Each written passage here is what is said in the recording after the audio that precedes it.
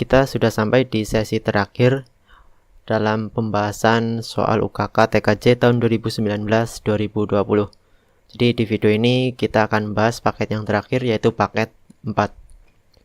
Di paket 4 ini nanti materinya atau konfigurasi yang dilakukan itu terkait hotspot. Kemudian hotspot itu juga nanti akan diintegrasikan dengan radio server. Kemudian kita juga diminta konfigurasi firewall dan web proxy. Untuk teman-teman yang ingin membaca atau menonton pembahasan soal UKK TKJ paket 1 hingga paket 4, teman-teman bisa cek di link yang ada di deskripsi. Di situ kita sudah membahas atau membuat pembahasan terkait soal UKK TKJ, baik versi teks maupun versi video. Kita akan mulai membahas paket 4. Topologinya itu seperti ini. Jadi kita butuh router. Seperti biasa kita pakai MikroTik. Kemudian ada access point. Access point ini nantinya untuk menyebarkan atau memancarkan jaringan dari router ke klien secara wireless. Kemudian ada switch untuk jaringan wirednya atau menggunakan kabelnya nanti. Untuk access point-nya itu nanti bisa pakai MikroTik, bisa juga pakai access point yang seperti pada umumnya seperti TP-Link dan lain-lain. Di sini saya akan menjadikan MikroTik sebagai access point, tapi nanti saya akan tetap menunjukkan untuk yang access point biasa seperti tenda atau TP-Link. Oke, kita mulai ringkasan soalnya. Jadi kita diminta untuk konfigurasi tentunya IP address seperti biasa. Kemudian di sini ada tambahan yaitu NTP.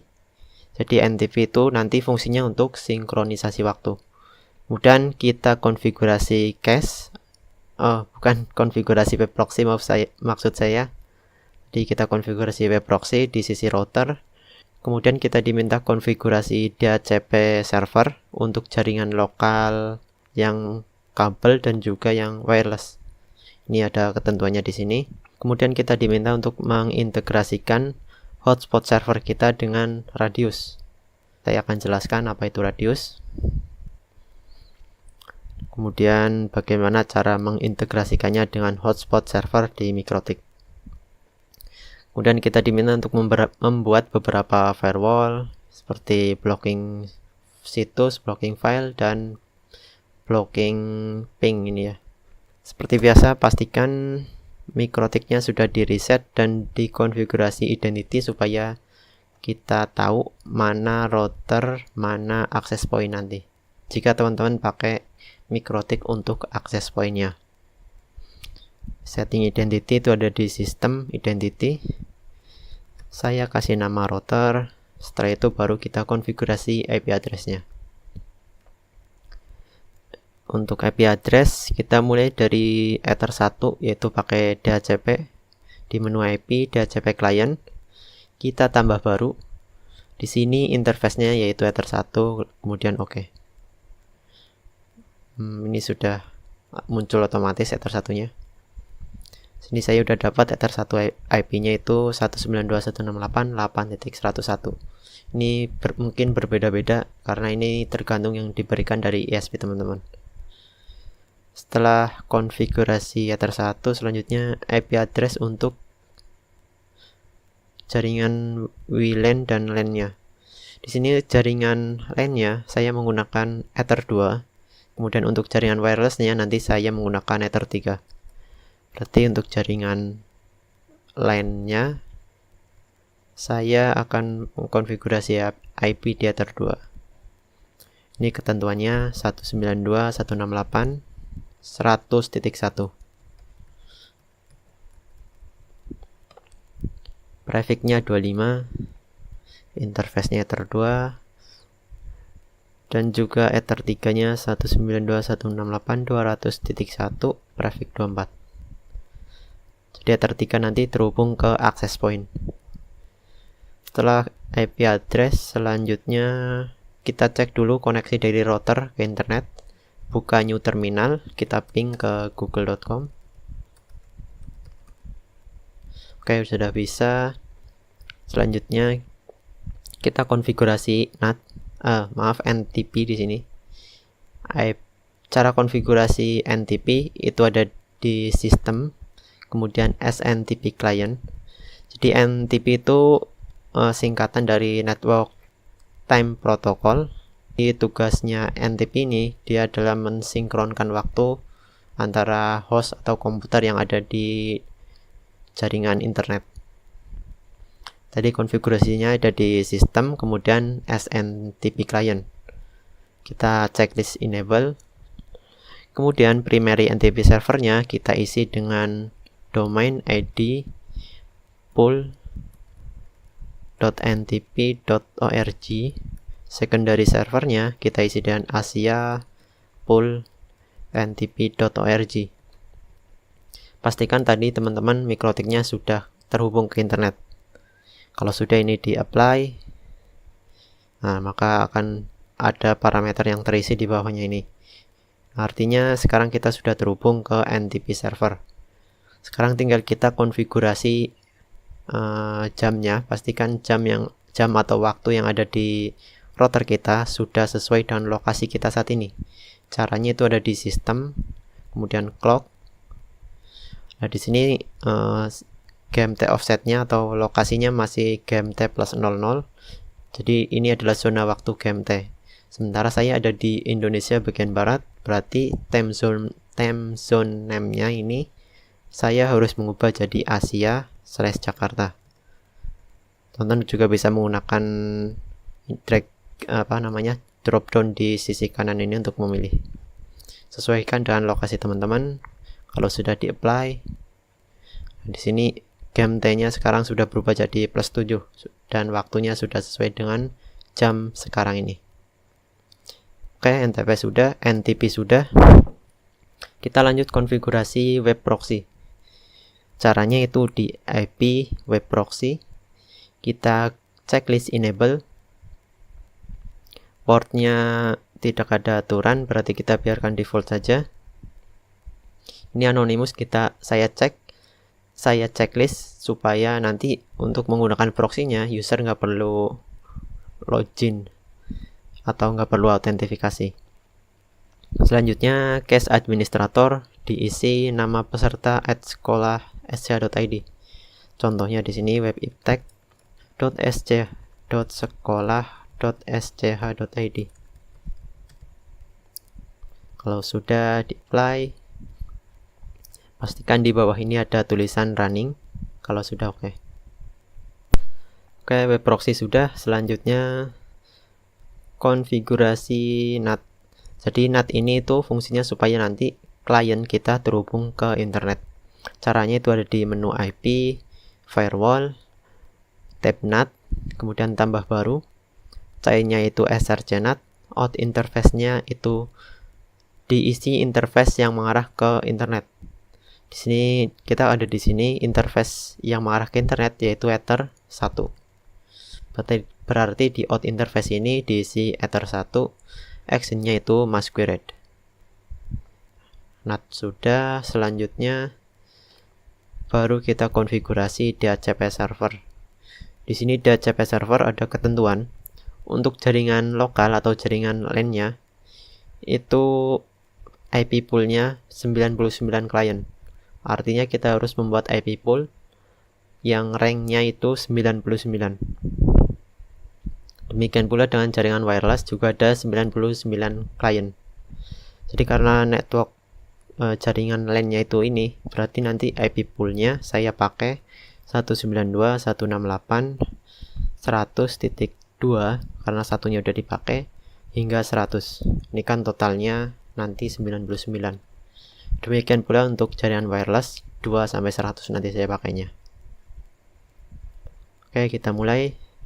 Konfigurasi DHCP ada di IP, DHCP server. Klik DHCP setup. Kita mulai konfigurasi untuk jaringan LAN-nya dulu, yaitu Ether 2. Kita next. Biarkan semuanya default kecuali ini, address to give out. Kita sesuaikan dengan ketentuan tadi yaitu 99 klien. Berarti seperti ini. 2 sampai 100 itu kan 99. Kalau udah di next, DNS server biarkan default, list time oke, default. Lakukan hal yang sama untuk konfigurasi di Ether 3. Yang diubah hanya address to give out-nya saja. Oke, DHCP server sudah. Sekarang kita coba uji untuk jaringan LAN-nya dulu, karena kalau yang WLAN atau yang Ether 3 itu belum bisa karena kita harus konfigurasi access point. Kita cek dulu yang Ether 2. Caranya kita buka klien kita. Ini klien ini sudah terhubung ke Ether 2 router kita, baik secara langsung maupun melalui switch. Kita coba request DHCP server.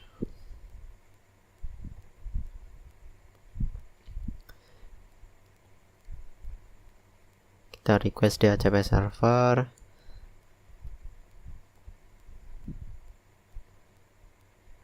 Kita coba restart interface-nya. Nah, sekarang kalau kita coba ping, kita cek IP-nya dulu. Cek IP di sini, IP-nya sudah benar ya, 100.100. Dia adalah jaringan LAN. Nah, kalau kita ping, dia juga harusnya sudah terhubung ke internet. Ya, oke. Kita lanjut lagi konfigurasinya, yaitu konfigurasi wireless. Di sini kita diminta mengaktifkan hotspot berarti, karena nanti kita pakai radius. Hotspot di Mikrotik itu nanti fungsinya sebagai captive portal. Jadi selain menggunakan password, security wifi juga ada yang namanya captive portal atau login page. Jadi nanti kita untuk terhubung ke internet, kita perlu login dengan user tertentu. Cara mengaktifkan hotspot di Mikrotik itu ada di menu IP, hotspot. Di tab server, kita klik hotspot setup. Interface-nya itu interface yang mengarah ke access point nanti, yaitu Ether 3. Ini biarkan default semuanya, kecuali yang DNS name. Di sini nggak ada aturan, tapi DNS name-nya ini bisa kita kosongkan, atau kalau mau kita isi nama domain yang nanti akan digunakan untuk mengakses halaman login page kita. Contoh di sini saya ubah jadi ukk strip paket 4.net. Oke. Hotspot server sudah dibuat. Selanjutnya kita konfigurasi radius. Di sini saya lewati dulu ya yang konfigurasi firewall.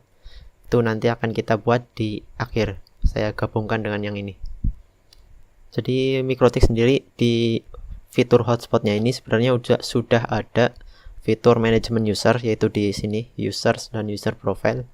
Tapi dalam hal-hal tertentu kita membutuhkan sebuah server khusus untuk dijadikan autentifikasi. Jadi cara kerja radius itu kurang lebihnya seperti ini. Misal kita punya dua router yang memancarkan wifi. Nah, kedua router ini menggunakan captive portal dari hotspotnya Mikrotik, berarti harus login user. Nah, login user ini nanti akan disimpan dalam sebuah server. Database-nya itu akan disimpan di dalam sebuah server. Misal saya sebut di sini server. Jadi nanti ketika user terkonek ke WiFi A atau WiFi B, itu autentifikasinya sama-sama menggunakan data dari server ini. Salah satu package atau fitur, salah satu software yang bisa digunakan sebagai autentifikasi seperti ini, yaitu radius. Jadi nanti router kita ini, misal sekarang router kita itu B, kita akan disinkronkan dengan server radiusnya. Radius itu akan diinstal di server. Tapi karena ini topologinya tidak ada server radius khusus, mana tadi topologi? Ini topologi di soal paket 4 tidak ada server khusus, maka radiusnya akan kita install di router ini sendiri. Jadi di router ini nanti ada service yang namanya user manager kalau di Mikrotik. User manager itu adalah salah satu package Mikrotik yang digunakan autentifikasi melalui protokol Radius. Tapi package user manager itu dalam Mikrotik itu bukan paket utama, jadi itu terpisah. Teman-teman bisa mendownloadnya di mikrotik.com/download seperti ini. Teman-teman bisa buka seperti ini. Tapi sebelumnya teman-teman harus tahu apa tipe Mikrotik teman-teman dan berapa versinya. Cara mengeceknya itu cukup dilihat di Winbox di bagian atas ini. Di sini ada keterangan versinya. Ini punya saya misal versi 6.46.2. Tipenya atau modelnya itu CHR. Berarti nanti download yang CHR. Tapi kalau teman-teman pakainya yang ini, yang biasanya kalau yang ada di pasaran itu tipenya untuk kelas menengah ke bawah itu biasanya pakai HAP, kemudian ada juga Hexlite dan Hex dan lain-lain. Biasanya itu pakai yang ini, yang MIPS B, Hex ataupun HAP atau WAP. Yang di-download itu yang bagian extra package ini.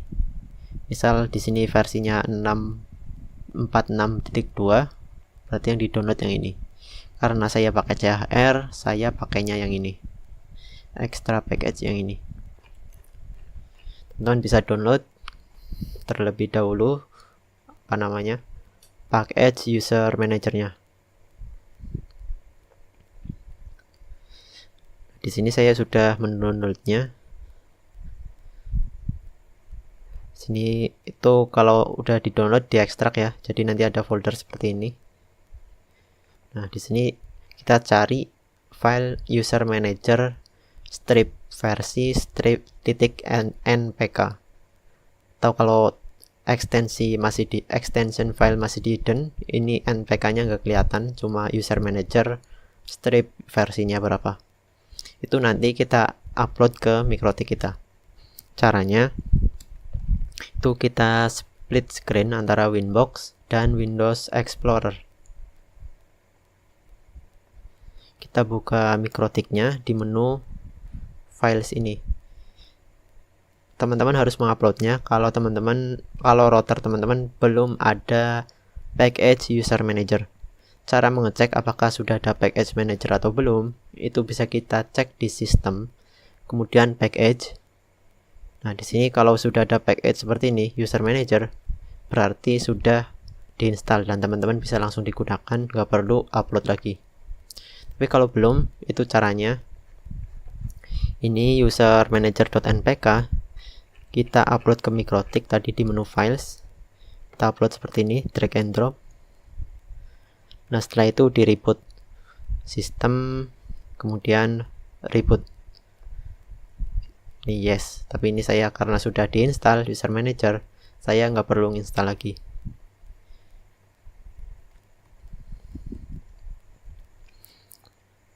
Oke, kalau sudah diinstal, kalau dia lihat di sistem package, sudah ada user manager seperti ini.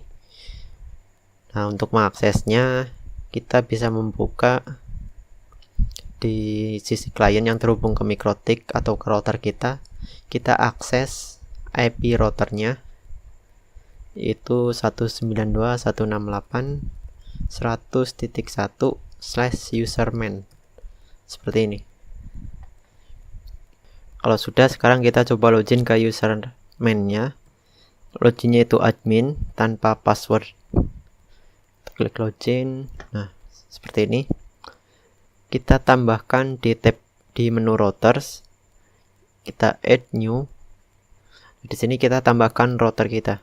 Router yang akan menggunakan service Radius ini. Kita isi namanya, misal di sini router. IP address-nya itu adalah alamat IP router. Karena ini user manager atau Radiusnya ada di localhost dan routernya juga ada di localhost, berarti saya isi IP address-nya IP localhost, yaitu 127.0.0.1. Share script itu semacam password untuk autentifikasi atau untuk interaksi antara Radius server dan klien routernya nanti. Di sini saya isi misal UKK TKJ 2020. Kemudian klik add. Nah, di sini sudah ada router. Selanjutnya kita konfigurasi di sisi routernya. Kita buka menu radius. Di sini kita tambah baru. Kita checklist yang hotspot. Kemudian addressnya itu diisi IP radius servernya. Sekali lagi, ini radiusnya ada di router itu sendiri, berarti di sini IP-nya saya isi IP localhost. Tapi kalau kasusnya seperti yang tadi saya tunjukkan, di luar, misalnya ini ada router pakai radius di server ini, berarti di settingan router ini yang diisi itu IP address server ini. Ini saya IP sudah, scriptnya itu kita samakan seperti tadi, yaitu UKK TKJ 2020. Kemudian cukup seperti itu. Kalau sudah oke, kemudian di tombol incoming kita klik, kita checklist accept. Kalau udah oke.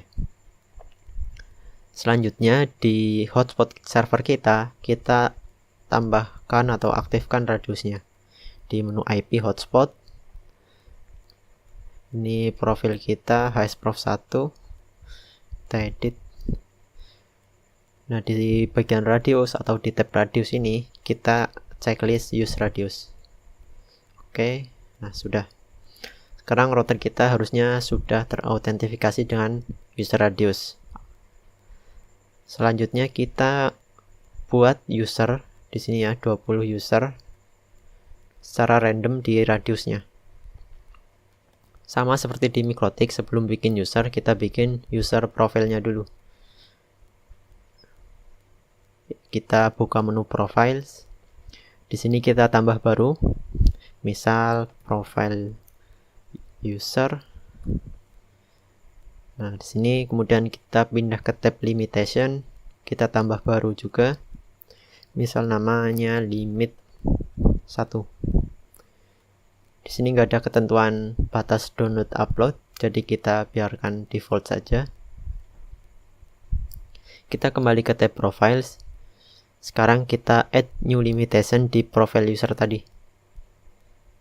Nah, di sini untuk limit satunya kita checklist, dan di sini juga ada ketentuan bahwa user hotspot nanti atau akun hotspotnya hanya bisa digunakan untuk internetan di pukul 7 sampai 4 sore atau 16.00.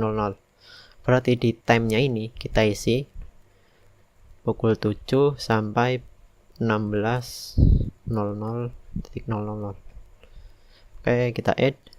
Di sini sudah ada profil baru. Kalau sudah kita save. Nah, sekarang kita bikin usernya secara random, yaitu ada di tab menu users. Kita add, pilih yang batch, kemudian number of user kita isi jumlah usernya yaitu 20. Prefix name itu nama awalan user, misal UKK strip. Name length itu panjang usernya setelah prefix ya, jadi 3, berarti nanti akan bikin 3 karakter random di belakang ini. Password length-nya isi 3, atau bisa kita set sama seperti username-nya. Ini di checklist kalau mau sama. Oke, nih kita klik add, kemudian nanti akan otomatis ada 20 user.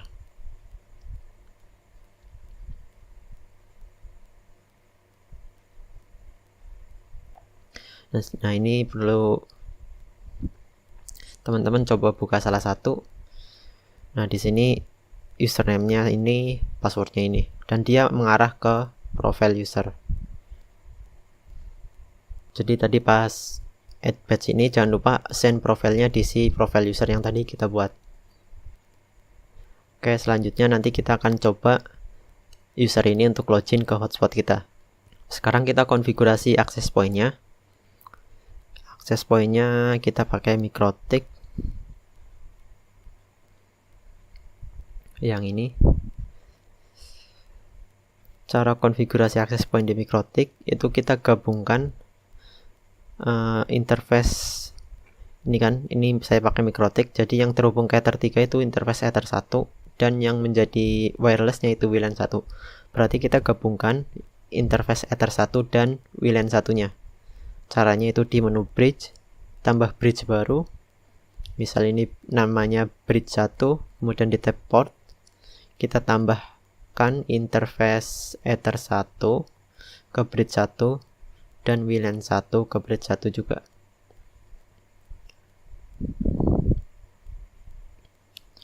WLAN 1 ke bridge 1, oke. Baru kemudian kita setting wireless di menu wireless. Kita aktifkan interface WLAN 1. Kita edit modenya sebagai AP bridge. SSID-nya kita lihat di soal, yaitu nama peserta @proxy UKK.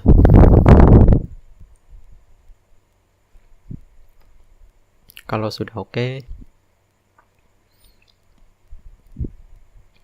Nah, sekarang kalau kita cek di laptop atau smartphone kita, harusnya sudah ada hotspot dengan nama WebIPTech. Ini harusnya WebIPTech, benar. WebIPTech, oke. Tadi harusnya sudah ada WiFi dengan nama WebIPTech.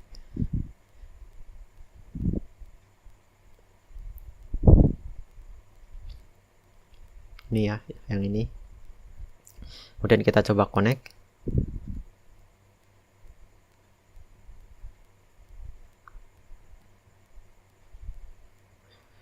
Nah, sekarang kita sudah terhubung ke WebIPTech dan kita otomatis ke redirect ke halaman login page-nya. Ini adalah login page hotspot MikroTik, atau yang saya sebut tadi captive portal. Jadi untuk terkoneksi ke jaringan WiFi, kita harus login dengan user tertentu dulu. Nah, di sini kita pakai user yang tadi kita buat di Radius, coba. Misal saya pakai ini. Loginnya UKK strip JZQ, passwordnya HKQ. Coba login. Access denied at this time. Artinya karena sekarang itu waktunya pukul 12 malam, jadi saya tidak bisa login ya, karena tadi di aturan ini ada ketentuan pukul 7 sampai pukul 16 itu, dan kita udah mengsetnya tadi di user manager. Solusinya kita login pakai user defaultnya, yaitu admin, passwordnya 0. Nah, itu. Jadi tadi kalau teman-teman nyobanya di antara pukul 7 sampai pukul 4 sore, harusnya user ini itu bisa dipakai. Oke, selanjutnya konfigurasi hotspot dan user udah. Oh ya, untuk konfigurasi yang di access point biasa, misal di sini saya pakai TP-Link. Jadi kita harus tahu berapa IP TP-Link kita. Saya rekomendasikan untuk di reset saja dulu. Cara resetnya itu di bagian belakang perangkat TP-Link atau router atau access point yang sejenisnya, itu biasanya ada tombol reset. Itu ditahan saja sampai semua LED di depan nanti menyala, dan kemudian padam lagi, baru dilepas lagi tombol resetnya. Nah, di bagian belakang itu biasanya ada username default dan IP defaultnya. Itu contohnya TP-Link itu 192.168.0.1, usernya admin, passwordnya admin. Jadi setting, kita hubungkan PC kita dulu ke access point ini, kemudian setting IP-nya yang satu jaringan, kemudian baru buka IP ini di web browser. Karena saya nggak punya perangkatnya, saya pakai emulator dari TP-Link. Tampilannya nanti kurang lebih seperti ini ya. Kita cari saja menu quick setup, kemudian kita pilih next. Nah, di sini ada pertanyaan mau ganti password apa tidak. Saya tidak ganti password, berarti masih pakai admin. Nah, untuk yang terpenting itu di operation mode-nya kita pilih access point. Dan di sini kita setting SSID-nya, yaitu tadi misal WebIPTech proxy UKK. Kemudian kata sandinya bisa diatur di sini, atau kalau nggak mau pakai kata sandi itu bisa di disable juga. Untuk network setting di sini kita atur IP-nya. Saya pilih static IP saja. Kita isi alamat IP yang satu jaringan dengan ini jaringan WLAN kita, yaitu ini jaringan WLAN. Kita konfigurasi IP-nya sesuai jaringan ini. Ini harusnya tadi prefix 24, yaitu 192.168.200, misal saya pakai 254. Kemudian DHCP servernya saya disable karena sudah ada DHCP server dari MikroTik. Nah, sekarang kita tinggal cek apakah konfigurasinya udah benar sebelum kita apply ke access point ini. Baru kalau udah benar, udah yakin, kita klik finish. Nah, nanti access point akan rebooting, dan setelah reboot, access point akan menjalankan konfigurasi yang tadi kita lakukan. Setelah itu hubungkan kembali port dari access point ini ke port Ether 3-nya router kita. Setelah reboot ini selesai, nanti otomatis akan ada WiFi seperti ini. Seperti yang kita lakukan di MikroTik, akan muncul WiFi seperti ini. Coba hubungkan dan harusnya semuanya sama kayak tadi. Selanjutnya kita konfigurasi firewall yang ini. Jadi kita akan membuat firewall supaya klien dengan IP ini 192.168.100.2 sampai 100.50 itu nanti tidak bisa ngeping ke router. Berarti ini klien jaringan ini, jaringan LAN. IP yang IP-nya 1 sampai 50 itu nggak bisa ngeping ke router. Caranya itu kita buka routernya. Saya log off dulu, ganti ke router. Buka menu IP firewall. Ini konfigurasinya ada di router ya. Ini router. Di tab filter rules, kita tambah rule baru. Karena ini masuk yaitu dari klien ke router, berarti chainnya itu input. Ping itu protokolnya ICMP yang ini. Kemudian actionnya itu drop. Jangan lupa di sini yang diblokir itu hanya 100.2 sampai 100.50. Berarti di tab general tadi SRC address-nya kita isi rank IP tersebut, yaitu 192.168.100.2 sampai 100.2 sampai 192.168.100.50. SRC address itu artinya pengirimnya, istilahnya seperti itu. Jadi kalau ada traffic input, traffic masuk dari IP ini, protokolnya ping atau ICMP, itu maka akan di drop. Selanjutnya kita buat firewall yang kedua, yaitu untuk IP 192.168.100.51 sampai 100 itu tidak bisa ping ke wireless. Caranya sama seperti ini. Tambah baru, dari klien LAN ke wireless berarti melewati router ya, berarti trafficnya forward. Di sini di tab general chainnya itu forward. SRC address-nya kita isi 192.168.100 ya benar. .51 sampai .100. Dest address-nya kita isi alamat network jaringan WLAN. Jangan lupa prefix-nya, protokolnya ICMP, actionnya drop. Oke, sekarang kita uji dulu untuk jaringan LAN-nya.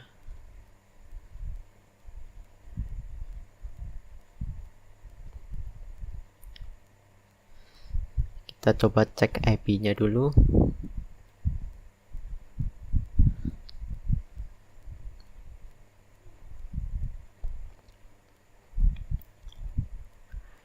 Ini IP PC LAN-nya yaitu 100x100. Artinya kalau kita lihat soal, PC ini dia bisa ping ke router tetapi tidak bisa ping ke client wireless. Jadi kita coba ping ke router yaitu 192.168.100x1. Nah, di sini masih bisa, tapi kalau ping ke wireless, saya cek IP laptop saya dulu.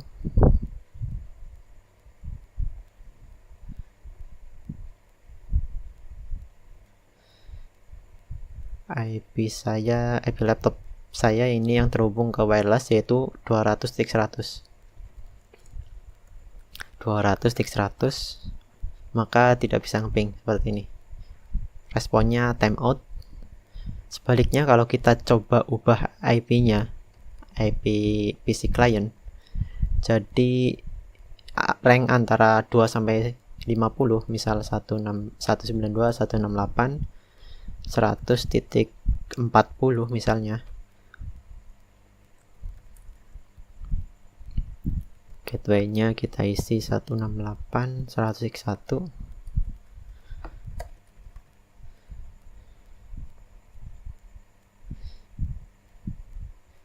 Kita refresh dulu. Sekarang IP saya, IP PC client ini 100x40. Berarti harusnya dia tidak bisa ping ke router, tetapi dia masih bisa ping ke client wireless. Kita coba ping ke router, maka responnya timeout sama seperti tadi pas yang ini. Maka responnya timeout seperti ini. Tapi kalau ping ke client wireless 200.100 harusnya masih bisa. Nah, seperti itu. Itu fungsi firewall. Selanjutnya kita bikin rule agar setiap akses ke router itu tercatat di logging. Kita buka lagi protectnya. Jadi logging itu di sini ada tulisan log, ada menu log. Kita klik, ini adalah menu logging. Jadi nanti ketika ada input atau traffic masuk, itu akan muncul di sini. Caranya masih di menu IP firewall, filter rules, kita tambah baru. C-nya itu input karena traffic masuk ya. Kemudian action-nya itu log. Log prefix-nya misal masuk router.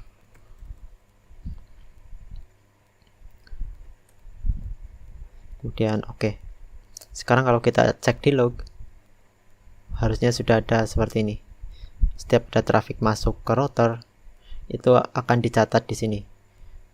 Dicatatnya keterangannya itu diawali masuk router strip seperti ini. Kemudian disimpan di memori. Nah, sekarang di sini kita diminta untuk menyimpannya di disk. Caranya itu di sistem, kemudian logging. Di tab rules kita tambah baru. Prefix-nya itu kita isi prefix yang tadi kita masukkan.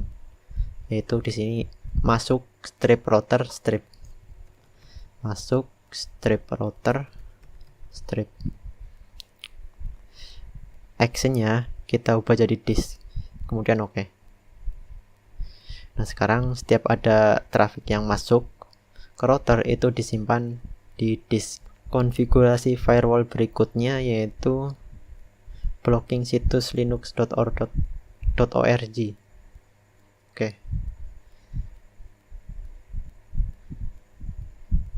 Caranya di menu firewall kita tambah baru. Di tab general, C-nya kita pilih forward. Karena dari klien ke internet berarti forward ya. Kemudian di tab advance, kontennya kita isi linux.org. Actionnya kita pilih drop. Kemudian oke. Sekarang kalau kita coba akses linux.org, maka dia nggak bisa ya. Ini udah terblokir. Selanjutnya kita blokir file mp3 dan mkv. Kita tambah baru, chainnya masih forward, kita isi kontennya itu jadi .mp3, actionnya drop. Kita juga bikin untuk mkv, kita copy saja, kita ubah kontennya jadi mkv seperti ini. Nah, sekarang kalau kita coba buka situs ftp.visudo.co, kemudian kita download file mp3, maka nggak bisa ya. Tapi kalau kita download yang mp4 itu harusnya masih bisa. Nah, ini.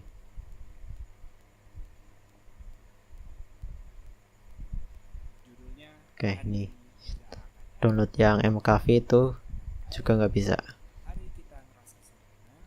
Oke, berarti blocking situsnya sudah, blocking filenya juga sudah. Jadi itu dia konfigurasi di soal paket 4. Dan tadi kita belum ngecek web proxy-nya. Cara ngeceknya itu, ini kan kita sekarang terblokir. Nah, sekarang kalau kita pakai web proxy, metode web proxy kan dia nanti kita secara logikalnya kita nggak langsung request ke internet. Misal kita ada di sini, kita nggak langsung request ke internet, tapi kita request dulu ke router. Nah, yang request ke internet itu tugasnya router ini. Maka karena firewallnya tadi forward, kalau kita requestnya ke router berarti trafficnya itu input. Berarti nanti kalau kita buka situs itu kita nggak mengirim traffic forward, tapi kita mengirim traffic input, sehingga kita akan lolos dari firewall yang tadi kita buat. Di sini saya coba pakai Google Chrome di Windows. Kita buka, misal tes dulu bahwa linux.org itu nggak bisa diakses. Nah, kita setting proxy-nya. Kalau nggak tahu lokasinya, itu buka di Chrome saja. Klik titik 3 ini di pojok kanan atas, klik setelan atau setting, cari proxy. Nah, buka setelan proxy. Nah, di sini kita ubah, di bagian sini kita use a proxy server, kita nyalakan, kemudian kita isi IP address router kita dan port proxy-nya yaitu 8080. Kalau sudah di save, nah sekarang kalau kita buka linux.org harusnya bisa. Nah, itu seperti ini. Jadi proxy kita sekarang sudah bekerja. Jadi seperti itu konfigurasi untuk soal paket 4, dan sekaligus mengakhiri sesi pembahasan soal UKK TKJ tahun 2019-2020. Saya Rizky Aldi Prayogo dari web iptek.com mengucapkan terima kasih. Semoga bermanfaat apa yang kita sampaikan. Sampai jumpa di video-video berikutnya.